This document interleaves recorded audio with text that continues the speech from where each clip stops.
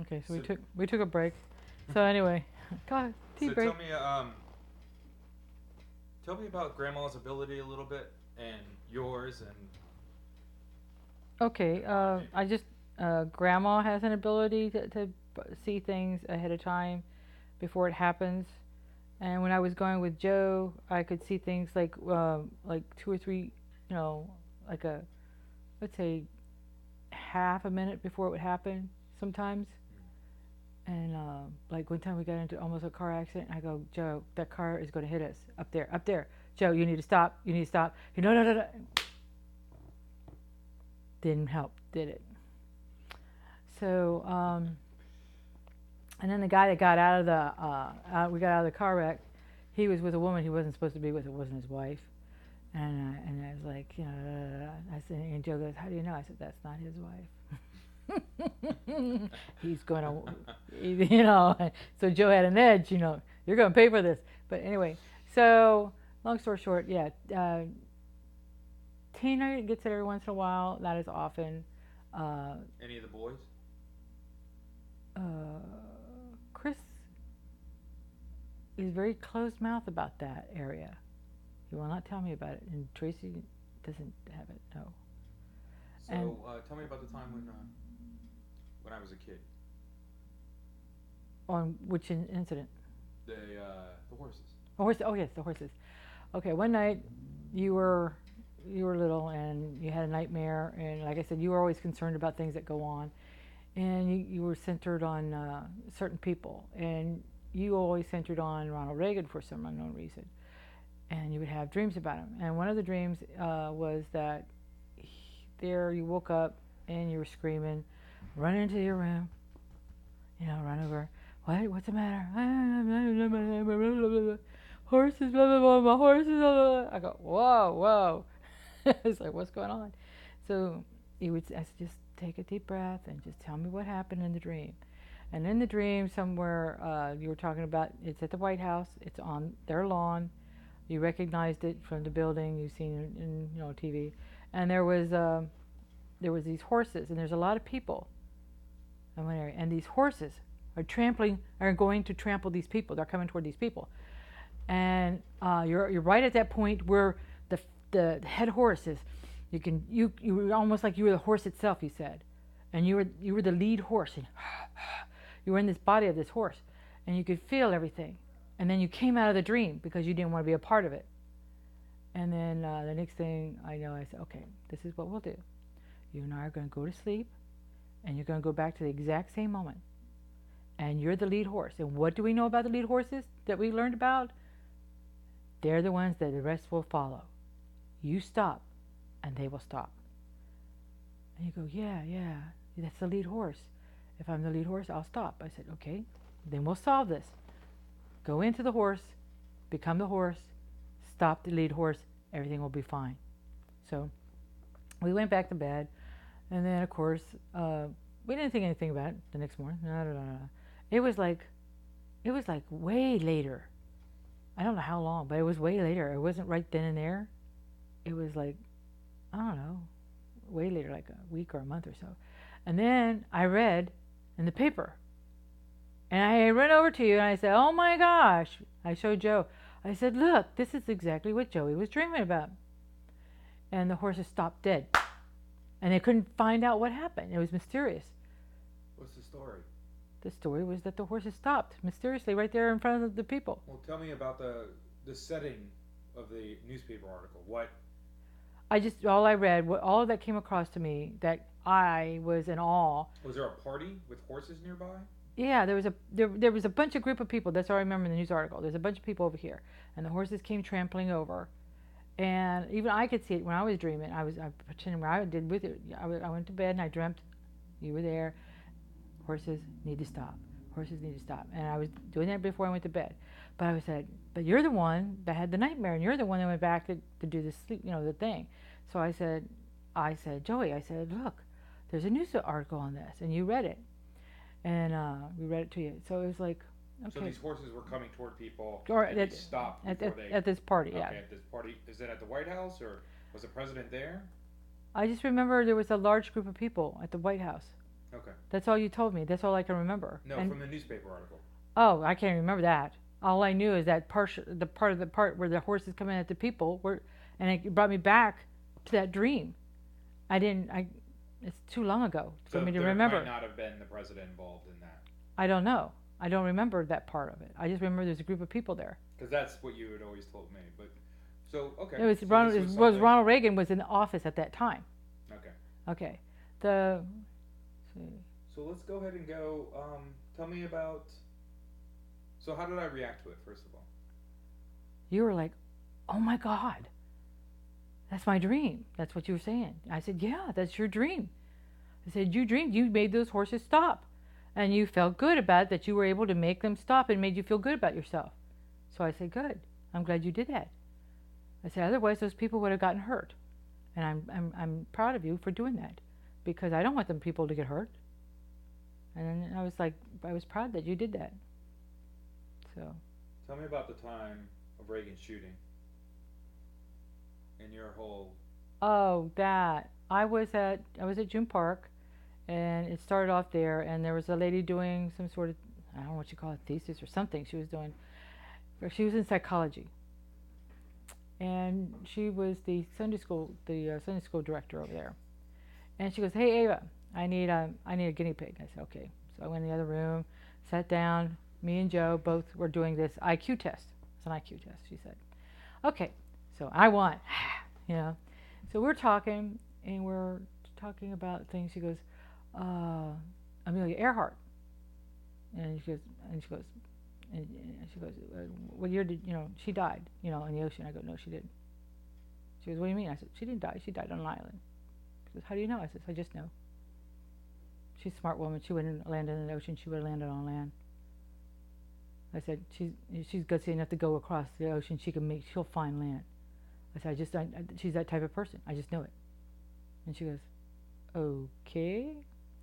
And she said, "You got a feeling?" I said, "Yes, I do. I see her landing. I see her getting on an island." And she goes, "Do you have other feelings like this?" I go, "Oh yeah, I get feelings like this." And she goes, so we got off of the IQ test, and she started talking to me. And she goes, "What other things do you do?" I go, "Well, God doesn't like us to talk about that." Why not? Because to me, it's a form of I always got the feeling, I read it somewhere in the Bible, that it's frowned upon and you shouldn't look at it. You shouldn't do it. And you should test it. Make sure it's of God. How do you test it? I don't know.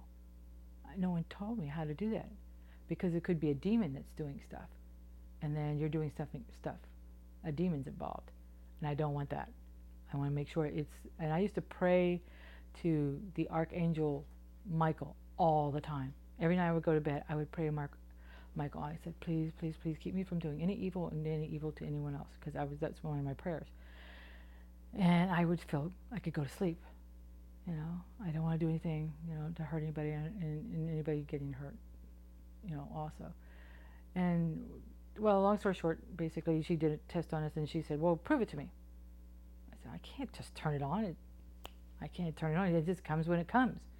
I don't control it. It controls me." And she goes, "It controls you." I said, "Yeah, it's sort of like God. When he tells you to do something, you hop and you do it." So she goes, "Well, try." I said, "Okay, I'll try." I said, "You have a friend. She's going to be sick. And she has another friend who's going to bring her soup. And she's going to call her and say, 'I'm going to bring you soup.' And she's going to say, 'Don't bring the soup. I don't want it.' But her friend's going to show up at the door, and it's going to freak her out." She goes, "How is she going to freak her out?" I says, "Because you're going to tell her, and she's going to know." So she goes, "Really?" I go, "Yeah." So I didn't think anything more of it. I said, there's mine. There, you got it. Okay, you happy?" And she goes, "Yeah, I'll give you the test later." So we went home. She called me up, and she goes, "Yeah, you're smarter than Joey. He doesn't hardly know his history. You won by history points." I go, "Okay, whatever." I said, So it was like you and Dad were having IQ test. Yes, we're trying to compete. So we're waiting for this phone call from her, Yeah. "I think I'm smart." "No, I'm smarter. What did you say for this?" I said, "No. We're doing that at the dinner table. And we get a call the next day, right? She goes, "Is this Ava?" She goes, I go, "Yeah." She goes, "I am that lady that you said uh, that you predicted the girl would bring soup to." I said, "Really?" I said, "Are you feeling better?" That's all I can think of. "Are you feeling better?" So it was kind of funny. But she goes, how did you know?" And I says, it just comes and goes. She goes, "You don't even know me. You didn't even have a name. And you knew me. And you knew what was going to happen." I said, "Yep." So, stupid stuff that you don't even use. Mm-hmm. Like, this person is going to hurt someone. And you know they're going to hurt someone. But there's not much you can do about it because you're not Superwoman, you know. So you just let it go. If you let it go in natural order, then things happen. And us having this conversation right now is going to change someone's future right now. So what you do is like a domino effect. So it changes things. Sometimes for the good, sometimes for bad. So, you know. How did Reagan get involved? How did what? Reagan. I during one of my predictions, that was one of them. How did that come about, and what happened afterwards? I told her, and then I got to work for the police department, and while I was working for the police department, they told me I had a call from the chief. They called him the chief. I was like, "Can he call me? He's right next door." You know, I thought it was the chief of police. And it wasn't the chief of police. They said, "So Richard, you know," and then they came out, "Ava, they want you in the chief's office now. Now." I go over. What the hell did I do? I'm running over there, you know. Oh God, what did I do? Did I do something? They're gonna fire me or something? So I sit down, come in the office, and the secretary lets me in, and the chief is behind the thing. And I recognize the chief from Pennsylvania several years ago when you were little. That's why I'm telling you about knowing faces. So I remember him. So I'm sitting down. I go, "This is in Florida, though." "This is in Florida. He's the chief of police." Yeah. So I forgot what his name was, but anyway, I sat down, and he goes, he says, "The chief wants to talk to you." I said, "Aren't you the chief?" He goes, "No." And he hands me the phone, and he walks out of the room or something like that, and I go, "Hello?" And he says, "It's a security guard, some sort of guard," and he's I could hear him talking, and then Ronald Reagan comes on, and I'm going, "This is Ronald Reagan." I go, "Is this Rick Torpy trying to play a joke? Is this Rick?" You know, I was thinking it was Rick Torpy. So he goes, "No, this is Ronald Reagan," and I could hear his voice, and it sounds just like him. I'm going, "Oh my God!" I said, why are you calling me?" And he goes, "Oh, well, I just want to say thank you for that prediction that you gave, you know, about me, you know, getting shot at." And he says, "I just want to thank you for that." And I said, "Don't thank me." I said, "Thank God. It wasn't me." I said, "That was all God. And he's watching over you, and he's telling me to tell you that, you know, put him first, you know." And then I was on the phone with him. I was talking to him about, and then I says something about, I put across to him a song, "I'll Be Watching You." And I says, "You know that song?" He goes, "Yeah." I said, "When you hear that song, that's God. I'll be watching you. That's how you know." And he says that he's with you. And he goes, "Okay." And then Which, "I'll be watching you," is that the every move you make, every step you take? "I'll be watching you." Something like that. It was I'll be, I don't know, he just told me to say, "I'll be watching you." It's a song. Okay. So I don't know which song it was. So that's the end result. How did that transpire? How did that begin? Like, did you tell a friend that you... That was in the psychology. I predicted it. So you were talking to the psychologist, and you said... At FIT, and somehow it got from Florida there. Institute Technology. She got convicted and believed me, and she says, "Ava, there's something to what you said. You predicted this lady. What about this prediction about the president? Could that possibly be?" And she got convicted. So she had to tell someone. So she told someone. And what did you see And that's in how that your? What got. was your? Tell me. Walk me through your experience of that vision. I was like, I just talked to the president of the United States. No, no, no. At the I very was beginning, when you first predicted this, how did it come? Did it just come as a thought? no. Usually it had a weird sensation through here, in this area. In your forehead and eyes and Yeah, right like in your sinuses? my sinuses. Yeah, it was like a sinus thing. You could. That's all I can explain it. Okay. It would feel really weird. Uh, like the time I knew we were going to move when I got a letter in the mail and didn't even open it up, and I knew the tree was going to fall in the backyard. And we watched it from Grandma's house, and we got the chairs out and watched the tree fall. And the guy moved his car from next door. He says, "Where's it going to move it? Where do it? Is it going to hit here, Ava? Yeah, I want a new car." So he did, and he moved his car there. Boom! And he got a brand new car Wait, because the neighbors you knew use, me. So you use your abilities for Shh. automobile. I don't think that's covered by. They can't get me for insurance for that. Not 40 years later. No. But, Okay, good. Because so you felt this thing. You were part Yeah. of an FIT psychological profiling of yes, some kind. yes, Okay, yes. and then and so you told her that you saw the president being shot. yes. It was by someone who was trying to impress his girlfriend, who basically was it started off he wasn't even going to be Reagan. This guy was just mad and lucid, and the CIA was chasing him and trying to capture him for something that he was already doing or something.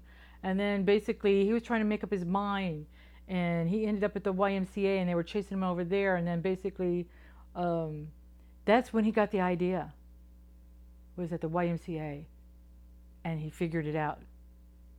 I want someone who's important, someone that she likes, someone that she notices, or something. That's what his thinking was. And that's why he picked Reagan. That's the reason why he picked Reagan. Do you remember anything about the woman? No. I was more centered on the individual man in his rage, just more likely like the horses, the rage and the anger and that part. It was like I was inside of him, inside of this person. I could feel him. I could feel his thinking process and everything. And you're trying to talk him down, like, don't do this, and then, she's not going to recognize it, and then he recognizes I want someone, you're right, I should get someone who's important. And it goes, but they got him, so don't worry about it. Don't worry about it. I really don't know what happened after that. I don't keep track of stuff like that. So then, so who did the person from FIT, who did the psychologist tell? I don't know who she told. She just told me she was concerned, and she told someone. And somebody told someone else, and you got a phone Yeah, call from... she worked for June Park, and that's the time that I was watching helping with the daycare where she was there, off and on. Did Reagan say anything else to you? No. What happened? He just after said that? thank you. Oh, after that, then his son came to visit. Which son? I don't know. He was a young kid with dark hair. He came to visit you? Yeah, he came down to Pathways down over there. What it was is Sonia called me up, and Your niece? Yeah, my niece. Yeah, and then she called me up and she said she wanted to meet me at this place. And I said okay. So I went down there, and I went to go meet her, and I was walking around with John, who I called Ron John. And after the Ron John, the surf shop, it was his nickname. But basically what happened was that he came up in a long black limousine. There's a guy came out on the other side with the glasses and the little thing coming down from earpiece. And I saw that and I thought, oh my God, they think John is Ronald's bastard son. And all I can think of, I had nowhere to run. I just had him. I was scared shitless. I was thinking, okay. Just act normal. And the guy comes out, and it's Ronald Reagan's son. He comes out over. So he comes over to me, and I go, how are you? And he goes, hi. He says, I just want to talk to you. I had to go. He said he had to go down south to close some house up. A storm was coming, and he was going down south to close some windows. And I said, and, he had some things to do down south. And I said, okay, with the house. And I go, and he goes, I just wanted to talk to you. We were talking about you for breakfast, over breakfast. I said, really? What were you and Nancy talking about? And I was like, well, was it anything good? And he goes, I'm holding John, And he's like, yeah, yeah, yeah, yeah. And he goes, I just wanted to know if you could read my future. Mm. I said, really? Is that why you're here? And I was, I got. You thought he was going to steal your child? I thought he was there for John. Why? I don't know, because his name is Ron. They're weird. Who knows? Who knows? Ronald Reagan, Ronald, Ron, John, why did Ava know how to tell this was going to happen? Do you have some connection with him already? Do you know him already? And that was running through my head. And I was thinking, oh, yeah, shit. Because at that time, I was like, Dad was going through a jealous stage. And I was like, I don't need that. I don't need any, jealousy on that part. I'm always faithful to Dad. So I was like, okay. So he comes over and he goes, well, tell me, what do you think about me? I go, I said, well, you want to do a show, but you don't want to do the one they're going to give you. And he goes, and I said, your dad's not really your real dad. Your real dad is so-and-so. Who the hell are you? And he's like, and I can see the security guard getting concerned and starting to come over. I go, come on, Eva. Come on. I says, oh, can I have your autograph? And he goes, I'm trying to, disable this and enable it. And I go, can I have your autograph? So he goes, can I have your license? And he goes, hell no. Like where's this come from? I go, I want to prove that I know you. And no one's going to believe me. And he goes, do you know how hard it is to get a driver's license renewed? Or to get a new one? Really? No, I'm not giving you my license. So, and he goes, get back on track. And he goes, okay, I've got one they're offering me. He says, you really want to do one about haunted houses? Yes! He wanted to do. Was this back in the 80s? He wanted to do a show on haunted houses. So to recap, Ronald Reagan's son was going to be offered a television show, and you thought that he wanted another television show. He wanted to do haunted houses. To do a haunted house show. Okay. Yes, that's what he wanted to do. Okay. Why? I said, first of all, he didn't want to do anything. He didn't want to use anything. He hated Ronald Reagan. You know how you have a sibling. I hate my. First of all. Yeah, I hate him. Okay. He said, I said, first of all, let's look over this really quick. I said, you're not here because of my son. He goes, no. And he said, what's your son's name? I said, Ron John. He goes, is he my dad's? I go, no. Just getting this cleared. I want to make sure that you know this is my husband's. I just want to get that out of the way before we go any further. He goes, okay. So I just wanted to get that because it was heavy on my brain. And I said, okay, now I'll do what you want. I go, so I go do this for you. As long as you leave my sit. They didn't want me to go somewhere with him later on. I said, no, I wouldn't get in the car. So he goes, okay. I said, well, basically, what do you want to do? And he goes, I want to do this, haunted houses. You're right, I do. And I says, well, first of all, you got a very, very influential father. I said, don't abuse it, use it. Be smart. You're nobody without him. I told him, I said, you're nobody. I said, use it, or, don't abuse it. I said, use it to your advantage. Now, when his father died, and I saw him on TV, he loved his father. I could tell. Sure.